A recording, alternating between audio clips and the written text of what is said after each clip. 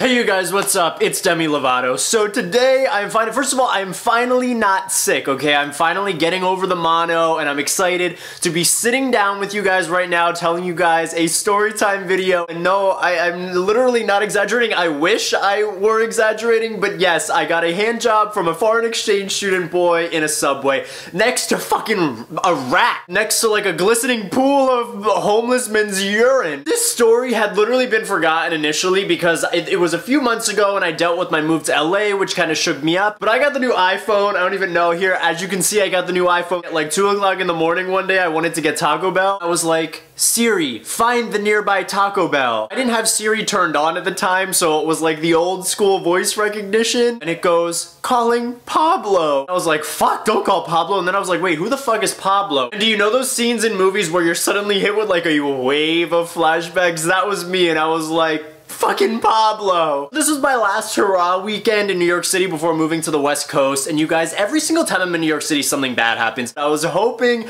that this weekend would go smoothly, it would be a great weekend. It wasn't necessarily a bad weekend, but I got a hand job in a subway, so it wasn't my most proudest moment. I know my mom's gonna beat my ass when she sees this video because it's just like multiple bad decisions were made. So in the beginning of the night, before everything became an absolute shit show, I took a train from Jersey into Penn Station to meet my best friends. One was named, I'm gonna change their names, Brandon. The other's name was Bianca. Anyway, I get off the bus in New York City, and within the first 5 minutes of being in that fucking city, I saw an assault happen. It was a great moment. Eventually, my friends met me, and they were carrying around coffee cups of like super strong alcoholic drinks. And for a while, we were just walking around Manhattan drinking these drinks. Long story short, I got fucked up. We eventually decided to go into this one gay bar strictly because I needed to use the bathroom, and none of this night would have taken a completely different turn had I waited and held it in for one more fucking block. Damn it, Jack's bladder, what the fuck? So we go inside the bar. The bathroom line was long as fuck because apparently everyone needed to take massive shits that night. Me and my friends are waiting in line, and eventually this bouncer dude comes up to me and he's like, you can't walk around with that thing. You have to check your backpack, because I had my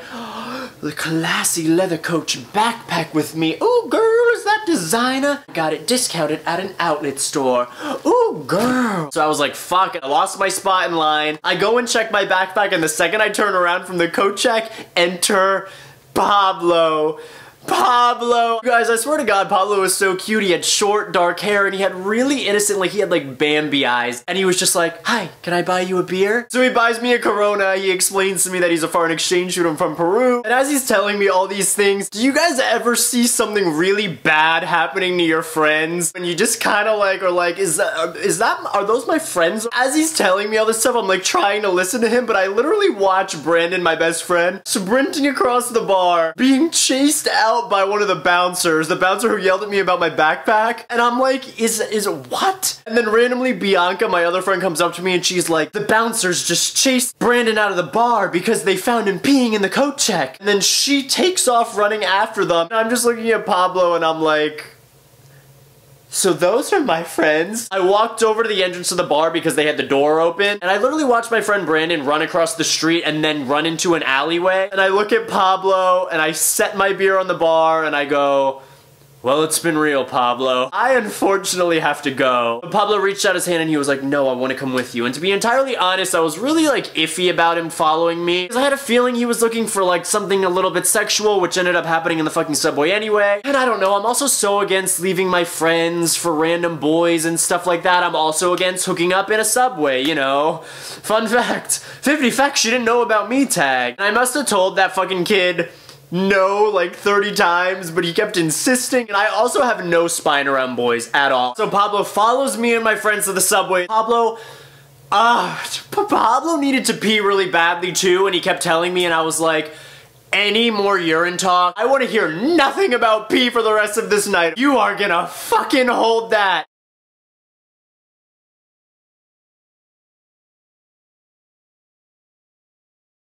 So we get on the subway, and Brandon lives in Brooklyn, which is about 8 or 9 stops. The first stop goes by, we're all fine. The second and third stop goes by, still fine. The fourth stop goes by, and Pablo literally looked like he was ready to cry, and I remember looking at him, and it was the innocent eyes thing. He goes, I don't think I can hold it anymore. And he races out of the doors. I look at my friends, and I'm like, God fucking damn it. Honestly, I could not find it in my heart to just leave Pablo. He was like a little bit younger than me. He's not from New York City. I don't understand the subway at all, but he really didn't understand it either. So I follow Pablo off. This is where my mom's gonna kill me. I never should have followed this random stranger off the subway at 4 o'clock in the morning. We're all alone in this stinky ass subway. He's running around looking for a bathroom because the subways do have bathrooms, but they get locked after a certain time because apparently I don't know if homeless people will sleep in them. He finally finds a locked door to a bathroom. He looks at me, I look at him, and he just starts peeing on the door.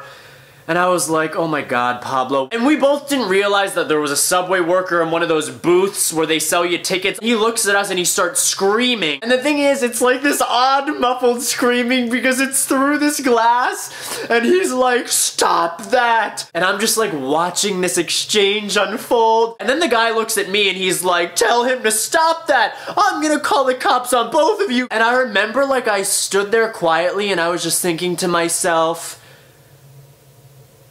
I'm not even fucking doing anything. And I have the smallest bladder in this entire fucking city, okay? If you arrest me, I am going down swinging. I will pee all over this bitch. I will pee all over the police car. Pablo finally stopped peeing and I watched it like trickle down the stairs. There was so much pee. You guys, I have never ever. It needed a fucking dam. I have never seen so much liquid sit on concrete, and I was like, oh my God, that's gonna smell so bad the next day. But Pablo finally stops peeing, and I'm like, Pablo, we can't stand here. We need to go. So we sink down back into the depths of the subway, and Pablo looks at me and he's like, should I still come back with you? And I'm sorry, but I was like, Pablo, there are 2 subway tracks in front of us. I'm gonna get on the subway going that way.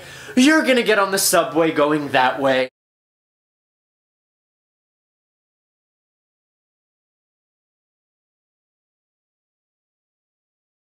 So we sit down on the bottom stair, we talk, we have small talk, we sit there, we wait, and I don't know why, I don't know what started the hand job, I could not tell you. I don't know if Pablo thought, you know, wow, that major pee that I just took really set the mood. I don't know if he thought like I peed everywhere and I need to remedy this situation by making Jack cum his pants in the subway. But he reaches down my pants and he starts giving me this mediocre hand job, and I'm just sitting there and I'm like, first of all, I have no, like I said, I have no spine around boys. Normal boys would be like, I don't want this mediocre hand job, let me put an end to it. But I was sitting there doing like running fucking equations in my mind like that Brazilian soap opera meme lady, thinking like, how can I put an end to this? But I remember I just closed my eyes and I was just like, do you know that meme where the dog is sitting at the kitchen table going, this is fine, and everything's on fire? That was me. I was like, this is fine.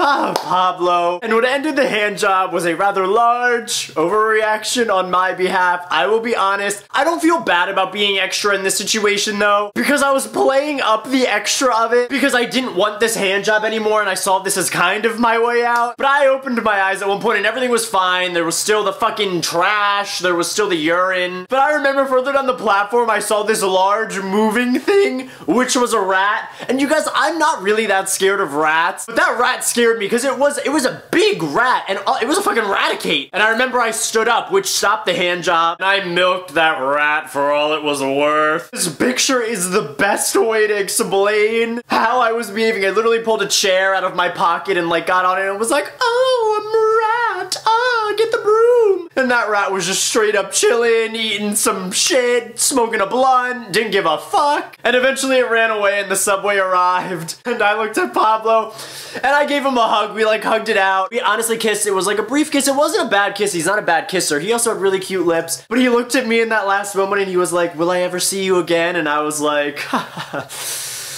no. And then I got on the subway, and that was the last I ever saw of Pablo. And that was honestly the last I ever thought of Pablo until that failed voice recognition. Ah, Pablo, I literally feel bad. Like, Pablo was cute, and I wish him the best of luck because he deserves it. He is the type of person who is genuine and real. He was a gentleman. Yeah, he was a gentleman. Apart from the peeing and apart from the random ass hand job. So yeah, this story is just so fucking stupid. But yes, that is the story about the foreign exchange student and how he gave me a shitty hand job on a subway platform at 4 o'clock in the morning after we almost got arrested. God's will is real. Okay, you guys? This is the life God clearly wanted me to have. They were right in church all those times that they told me that God had great things planned for me. God had great things in store for me. Ah, God, thank you. Love you, Jesus. Love you, God. And also, I received a random hand job on a subway, but you know what's even worse? You're subscribed to the guy who received a random hand job on a subway. And if you're not subscribed,